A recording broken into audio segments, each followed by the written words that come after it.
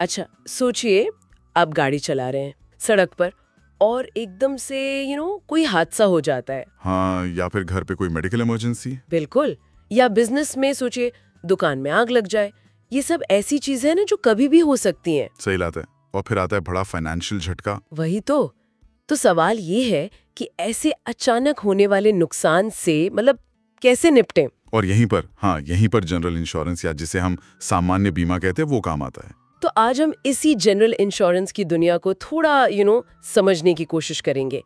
हमारे पास ये essentials of general insurance a Q&A guide से कुछ खास जानकारी है।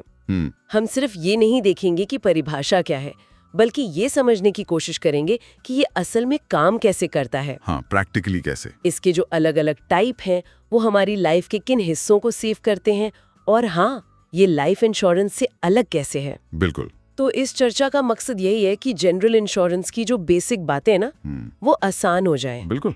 और हमारा लक्ष्य सिर्फ बताना नहीं है कि ये क्या है, बल्कि ये समझाना है कि ये क्यों इतना जरूरी है। सही। जनरल इंश्योरेंस, आप देखिए, लोगों के लिए भी और बिजनेस के लिए भी एक तरह का फाइनेंशियल सेफ्टी नेट है। कवच जैसा। हाँ, एक कवच। ये कैसे हमें अचानक आने वाले खर्चों या नुकसान से बचाता है, इसी पर आज हम थोड़ी गहराई से बात करेंगे। तो चलिए शुरू करते हैं। हाँ बिल्कुल। तो सबसे पहले ये बीमा आखिर है क्या चीज? क्या ये बस एक वादा है? एक तरह से हाँ, कह सकते हैं, लेकिन ये एक लीगल वादा है, मतलब एक कॉन्ट्रैक्ट। अच्छा, कॉन्ट्रैक्ट। हाँ, इसमें एक व्यक्ति या कोई संस्था, जिसे हम पॉलिसी होल्डर कहते हैं, वो रेगुलरली एक छोटी रकम, जिसे प्रीमियम कहते हैं, प्रीमियम, हाँ, वो बीमा कंपनी को देती है। और बदले में कंपनी ये जिम्मेदारी लेती है कि अगर पॉलिसी होल्डर को कोई खास तरह का फाइनेंशियल लॉस होता है तो कंपनी उसकी भरपाई करेगी। तो मतलब रिस्क ट्रांसफर हो गया। एग्जैक्टली। ये असल में रिस्क को बांटने का या ट्रांसफर करने का ही तरीका है। आपका जोखिम बीमा कंपनी उठा लेती है। और ये जनरल इंश्योरेंस आपने कहा लाइफ इंश्योरेंस से अलग है, वो कैसे?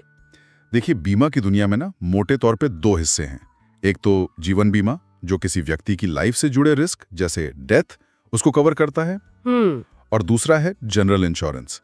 ये उन सभी चीजों को कवर करता है जो लाइफ इंश्योरेंस में नहीं आती। जैसे आपकी प्रॉपर्टी, आपकी हेल्थ, गाड़ी, ट्रैवल के दौरान सामान का नुकसान, आग लगना, चोरी होना, ऐसी बहुत सी चीजें। ओके, तो मतलब हमारी रोजमर्रा की जिंदगी से जुड़ी चीजों की सेफ्टी के लिए है ये। हाँ बिल्कुल। चलिए, तो फिर कुछ सबसे कॉमन वाली टाइप्स पर बात करते हैं।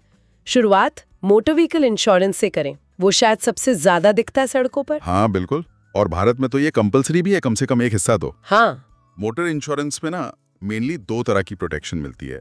पहली, जिसे कहते हैं third party liability. Third party मतलब दूसरा कोई। हाँ, दूसरा कोई। ये कानूनन जरूरी है। इसका मतलब ये है कि अगर आपकी गाड़ी से किसी दूसरे व्यक्ति को, यानी थर्ड पार्टी को, चोट लगती है या उसकी प्रॉपर्टी को, जैसे दूसरी गाड़ी या कोई दीवार, उसको नुकसान पहुंचता है, तो बीमा कंपनी उस तीसरे पक्ष को मुआवजा देने की जो आपकी लीगल जिम्मेदारी है उसको कवर करती है। अच्छा, तो इसके बिना गाड़ी चलाना इलीगल है? हाँ बिल्कुल, ये मिनिमम रिक्वायरमेंट है। ठीक है, ये तो हुआ दूसरों को हुए नुकसान के लिए। पर अपनी गाड़ी का क्या? अगर मेरी ही गाड़ी ठुक गई तो? उसके लिए है दूसरा टाइप, जिसे कॉम्प्रहेंसिव इंश्योरेंस या पैकेज पॉलिसी भी कहते हैं। Okay, comprehensive. इसमें थर्ड पार्टी कवर तो होता ही है, साथ में आपकी अपनी गाड़ी को जो नुकसान हुआ है, जिसे ओन डैमेज या ओडी कवर कहते हैं, उसकी भरपाई भी होती है। अच्छा। चाहे वो एक्सीडेंट से हो या गाड़ी चोरी हो जाए, आग लग जाए या कोई बाढ़ तूफान जैसी कुदरती आफत हो। तो ज्यादातर लोग फिर यही लेते होंगे। कॉम्प्रिहेंसिव। हाँ, प्रैक्टिकली ज्यादातर लोग यही लेते हैं ताकि दोनों तरह की सुरक्षा मिल जाए, टेंशन फ्री। इसमें एक और टर्म सुनते हैं, नो क्लेम बोनस या NCB। ये क्या होता है? NCB, हाँ, नो क्लेम बोनस, ये एक तरह का रिवॉर्ड है। रिवॉर्ड? हाँ, बीमा कंपनियां उन लोगों को देती है जिन्होंने पूरे पॉलिसी साल में कोई क्लेम फाइल नहीं किया, मतलब कोई एक्सीडेंट रिपोर्ट नहीं किया। अच्छा। तो अगले साल जब पॉलिसी रिन्यू कराते हैं तो प्रीमियम पर कुछ डिस्काउंट मिलता है। अच्छा, प्रीमियम कम हो जाता है। हाँ, और ये डिस्काउंट हर क्लेम फ्री साल के साथ बढ़ता जाता है एक लिमिट तक। ये एक तरह से लोगों को सेफ ड्राइविंग के लिए एनकरेज करने का तरीका भी है। ये तो अच्छी बात है, अच्छा इंसेंटिव है। चलिए, अब आते हैं जिंदगी के एक और जरूरी पहलू पर, हेल्थ इंश्योरेंस। इसकी जरूरत तो आजकल कौन नहीं समझता। बिल्कुल, खासकर जैसे मेडिकल खर्चे बढ़ रहे हैं। हाँ यार। हेल्थ इंश्योरेंस का जो मेन काम है वो है बीमारी या एक्सीडेंट की वजह से अगर हॉस्पिटल में भर्ती होना पड़े तो उस पर होने वाले खर्चों को कवर करना। इसमें क्या क्या आता है? डॉक्टर की फीस, कमरे का किराया? हाँ, इसमें डॉक्टर की फीस, हॉस्पिटल के रूम का रेंट, दवाइयाँ, जो टेस्ट होते हैं, सर्जरी, ये सब शामिल हो सकता है। ये पॉलिसी की शर्तों पर डिपेंड करता है कि आपने कौन सी पॉलिसी ली है। पर आजकल जैसे इलाज महंगा हो गया है, एक अच्छी हेल्थ पॉलिसी होना मतलब बहुत जरूरी है। इसमें भी तो कई तरह के ऑप्शंस होते हैं। वो फैमिली फ्लोटर काफी सुना है मैंने। हाँ, हेल्थ इंश्योरेंस में कई विकल्प हैं। एक होती है इंडिविजुअल पॉलिसी, जो सिर्फ एक बंदे के लिए। ओके। और एक है फैमिली फ्लोटर। ये आजकल काफी पॉपुलर है। इसमें क्या होता है कि एक ही पॉलिसी होती है और एक फिक्स्ड बीमा अमाउंट होता है जिसे सम इंश्योर्ड करते हैं। सम इंश्योर्ड, हाँ। और उसी एक अमाउंट के अंदर पूरा परिवार कवर हो जाता है, मतलब पति पत्नी बच्चे। अच्छा, तो अगर परिवार में कोई एक बीमार पड़ा, हाँ। तो उसी टोटल अमाउंट में से खर्चा कवर हो जाएगा। हाँ बिल्कुल, ये अक्सर अलग अलग पॉलिसी लेने से सस्ता पड़ता है और मैनेज करना भी आसान होता है। ये तो बढ़िया है, लेकिन क्या ऐसा होता है कि पॉलिसी ली और तुरंत सब कुछ कवर? नहीं, यहीं पर थोड़ा ध्यान देने की जरूरत है। ज्यादातर हेल्थ पॉलिसी में ना कुछ वेटिंग पीरियड होता है। Waiting period? हाँ, मतलब पॉलिसी लेने के फौरन बाद कुछ बीमारियां कवर नहीं होती, उनके लिए कुछ महीने या कभी-कभी साल भी इंतजार करना पड़ता है। अच्छा, जैसे? खासकर जो बीमारियां पॉलिसी लेने से पहले से हों, जिन्हें प्री एग्जिस्टिंग डिजीज कहते हैं, उनके लिए वेटिंग पीरियड लंबा हो सकता है, 2 साल, 3 साल, 4 साल भी। ओहो। और इसके अलावा कुछ इलाज या खर्चे ऐसे भी होते हैं जो पॉलिसी में शामिल ही नहीं होते हैं, जैसे कॉस्मेटिक सर्जरी वगैरह। इनको एक्सक्लूजन कहते हैं। एक्सक्लूजन? हाँ, इसलिए पॉलिसी खरीदते वक्त ये शर्तें, मतलब वेटिंग पीरियड क्या है, एक्सक्लूजन क्या क्या है, ये सब ध्यान से पढ़ना और समझना बहुत जरूरी है। ये तो बहुत ही इम्पोर्टेंट पॉइंट है। मतलब सिर्फ पॉलिसी ले लेना काफी नहीं, उसको समझना भी उतना ही जरूरी है। बिल्कुल। अच्छा, अब बात करते हैं प्रॉपर्टी की, घर की, दुकान की। मान लीजिए किसी की दुकान है या घर और वहां आग लग जाए, उसके लिए फायर इंश्योरेंस है, राइट? जी हाँ, फायर इंश्योरेंस या अग्नि बीमा वो इसी रिस्क को कवर करता है। ये पॉलिसी आग लगने से आपकी प्रॉपर्टी को या सामान को जो नुकसान हुआ है उसकी भरपाई करती है।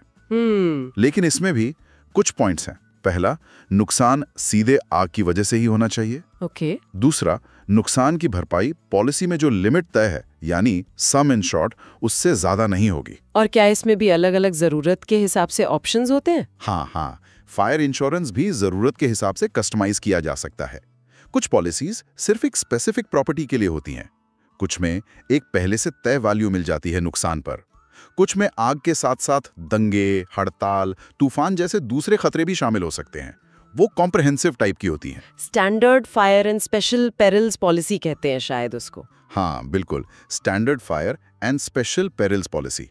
सबसे जरूरी ये समझना है कि आपकी प्रॉपर्टी की असली कीमत क्या है और आपने बीमा कितने का करवाया है। यहीं पे शायद वो एवरेज क्लॉज वाली बात आती है, जिसके बारे में लोग थोड़ा कंफ्यूज रहते हैं। हाँ, आपने सही पॉइंट पकड़ा, एवरेज क्लॉज। ये समझना बहुत जरूरी है। ये क्या है? अगर आपने अपनी प्रॉपर्टी का बीमा उसकी असल कीमत से कम का करवाया है, जिसे अंडर इंश्योरेंस कहते हैं। अच्छा, मतलब 10 लाख की चीज का बीमा 5 लाख का करवाया। बिल्कुल। तो अगर नुकसान होता है तो बीमा कंपनी पूरा क्लेम नहीं देगी, भले ही नुकसान की रकम आपके बीमा अमाउंट से कम क्यों ना हो। अरे, ऐसा क्यों? कंपनी नुकसान का उतना ही % देगी जितने % का बीमा आपने प्रॉपर्टी की टोटल वैल्यू के मुकाबले करवाया था। उदाहरण देकर समझाएंगे? हाँ, जैसे आपने कहा 10 लाख की प्रॉपर्टी का बीमा सिर्फ 5 लाख का है, यानी 50%। अब मान लीजिए 2 लाख का नुकसान हुआ, तो कंपनी 2 लाख का 50% यानी सिर्फ 1 लाख रुपए ही देगी। ओहो, ये तो जानना बहुत जरूरी है। मतलब सही वैल्यू का बीमा करवाना चाहिए। बिल्कुल, नहीं तो क्लेम के टाइम पर बहुत निराशा हो सकती है। ये फायर इंश्योरेंस लेने का प्रोसेस सिंपल होता है? प्रोसेस काफी स्टैंडर्ड है। आप कंपनी चुनते हैं, प्रपोजल फॉर्म भरते हैं, जिसमें प्रॉपर्टी की सही जानकारी देना बहुत जरूरी है। फिर कंपनी अक्सर प्रॉपर्टी का सर्वे या इंस्पेक्शन करती है ताकि रिस्क को समझ सके। अच्छा। प्रपोजल एक्सेप्ट होने पर प्रीमियम भरना होता है और फिर आपको पॉलिसी डॉक्यूमेंट मिल जाता है। ठीक है। आग के अलावा एक और डर रहता है, चोरी का या सेंधमारी का। इसके लिए भी बीमा है? हमारे सोर्स में चोरी यानी थेफ्ट और सेंधमारी यानी बर्गलरी, इसमें एक फर्क बताया गया है। हाँ, ये फर्क बीमा के लिहाज से काफी इंपॉर्टेंट है। चोरी या थेफ्ट का मतलब है किसी की चीज बिना पूछे गलत इरादे से ले लेना। इसमें जबरदस्ती या तोड़फोड़ हो भी सकती है, नहीं भी। ओके। लेकिन सेंधमारी या बर्गलरी का मतलब है चोरी करने के इरादे से किसी जगह जैसे घर या दुकान में जबरदस्ती घुसना। जबरदस्ती मतलब ताला तोड़कर, खिड़की तोड़कर या दीवार में छेद करके। इसमें फोर्स या हिंसा का एलिमेंट होता है। अच्छा, तो बर्गलरी इंश्योरेंस फिर क्या कवर करता है? सिर्फ सेंधमारी? हाँ, बर्गलरी इंश्योरेंस खास तौर पर इसी तरह की सेंधमारी या कुछ पॉलिसी में डकैती, रॉबरी या जबरदस्ती घर में घुसने, हाउस ब्रेकिंग से आपकी प्रॉपर्टी को, जैसे दुकान का स्टॉक, घर का सामान, कैश वगैरह, उसको हुए नुकसान को कवर करता है। तो अगर कोई बस दरवाजा खुला देखकर अंदर आया और सामान उठा ले गया तो वो कवर नहीं होगा? आमतौर पर नहीं, क्योंकि उसमें जबरदस्ती घुसपैठ या तोड़फोड़ नहीं हुई। इसीलिए फिर वही बात, पॉलिसी की शर्तें ध्यान से पढ़नी चाहिए कि क्या कवर है और क्या नहीं। ये बारीकियां बहुत हैं। अच्छा, हमने गाड़ी, सेहत, घर, दुकान की बात की। अब मान लीजिए कोई ट्रेडर है, अपना माल एक शहर से दूसरे शहर भेज रहा है, ट्रक से, ट्रेन से या पानी के जहाज से। रास्ते में अगर माल को कुछ हो गया तो उसके लिए है मरीन इंश्योरेंस। इसे कई बार ट्रांजिट इंश्योरेंस भी कह देते हैं। मरीन मतलब सिर्फ समुद्र वाला? नहीं, नाम मरीन है, पर ये सिर्फ समुद्री यात्रा तक लिमिटेड नहीं है। ये बीमा समुद्र, हवा, रेल या सड़क किसी भी रास्ते से माल ले जाने के दौरान होने वाले नुकसान या डैमेज से प्रोटेक्शन देता है। ये ट्रेडर्स और लॉजिस्टिक्स कंपनियों के लिए तो बहुत ही जरूरी है। तो इसमें क्या कवर होता है? सिर्फ माल या जहाज वगैरह भी? नहीं, इसका स्कोप भी काफी बड़ा है। मेनली तो इसमें कार्गो इंश्योरेंस होता है, जो भेजे जा रहे माल यानी कार्गो को कवर करता है। ठीक है। अगर माल जहाज से जा रहा है तो जहाज की बॉडी और मशीनरी के लिए हल इंश्योरेंस होता है। हल, HULL? हाँ, हल इंश्योरेंस। फिर माल ढुलाई का जो भाड़ा होता है, फ्रेट, उसके नुकसान को कवर करने के लिए फ्रेट इंश्योरेंस होता है। अच्छा। और अगर शिप की वजह से किसी तीसरे पक्ष को नुकसान हो तो उसके लिए लायबिलिटी इंश्योरेंस भी होता है। ओके, इसको लेने का प्रोसेस क्या थोड़ा अलग होता है? हाँ, थोड़ा सा। इसमें आपको अपनी यात्रा और माल की पूरी डिटेल देनी होती है। उसके आधार पर कंपनी आपको कोटेशन देती है। प्रीमियम भरने के बाद पॉलिसी जारी होती है। कभी-कभी अर्जेंट कवरेज के लिए एक कवर नोट भी जारी कर दिया जाता है। Cover note? हाँ, ये एक तरह का टेम्पररी प्रूफ होता है कि कवरेज शुरू हो गया है, जब तक कि फाइनल पॉलिसी डॉक्यूमेंट तैयार नहीं हो जाता। समझ गई। तो हमने कई तरह के जनरल इंश्योरेंस देखे, motor, health, fire, burglary, marine. इन सब का अगर निचोड़ निकालें तो क्या है? मतलब क्यों लेना चाहिए जनरल इंश्योरेंस? देखिए, अगर हम इन सबको मिलाकर देखें तो जनरल इंश्योरेंस के जो मेन फायदे हैं वो साफ हैं।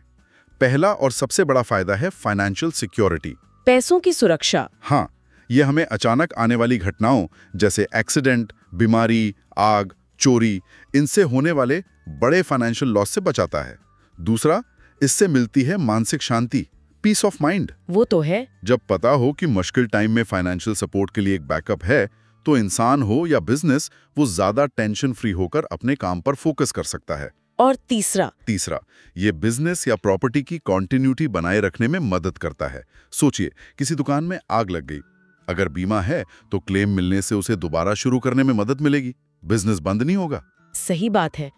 तो कुल मिलाकर आज हमने जनरल इंश्योरेंस के कई जरूरी पहलुओं को समझा। ये वाकई सिर्फ एक खर्चा नहीं है, बल्कि अपनी फाइनेंशियल सेफ्टी में एक इन्वेस्टमेंट है। बिल्कुल। हमने देखा कि ये कैसे रिस्क को ट्रांसफर करता है। Motor, health, fire, burglary, marine जैसे बीमा हमारी जिंदगी के अलग अलग हिस्सों को कैसे प्रोटेक्ट करते हैं। थर्ड पार्टी मोटर इंश्योरेंस क्यों कंपल्सरी है, फैमिली फ्लोटर कैसे सुविधाजनक है, और फायर इंश्योरेंस में वो एवरेज क्लॉज जैसी बारीकियां भी समझी। हाँ।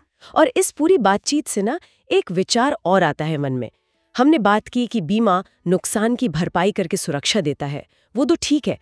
लेकिन क्या बीमा की सिर्फ मौजूदगी, मतलब ये फैक्ट के इंश्योरेंस अवेलेबल है, क्या ये चीज भी लोगों के बर्ताव और उनके फैसलों पर असर डालती है?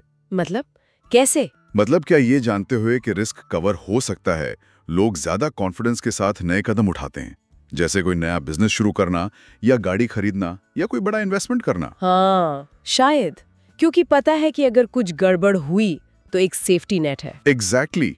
तो क्या बीमा सिर्फ एक सुरक्षा जाल है, या ये इकोनॉमिक ग्रोथ और लोगों की एस्पिरेशंस को पूरा करने में एक तरह का सपोर्ट, एक इनेबलर की भूमिका भी निभाता है? इस पर सोचा जा सकता है। ये वाकई एक बहुत दिलचस्प सवाल है सोचने के लिए। बीमा का हमारे डिसीजन मेकिंग पर क्या इनडायरेक्ट असर होता है? खैर, उम्मीद है कि इस चर्चा से जनरल इंश्योरेंस की समझ थोड़ी बेहतर हुई होगी और सब अपनी जरूरतों के बारे में थोड़ा और जागरूक हुए होंगे। हाँ, सही जानकारी होना बहुत जरूरी है। बिल्कुल, सही जानकारी से ही हम अपना भविष्य ज्यादा सुरक्षित बना सकते हैं।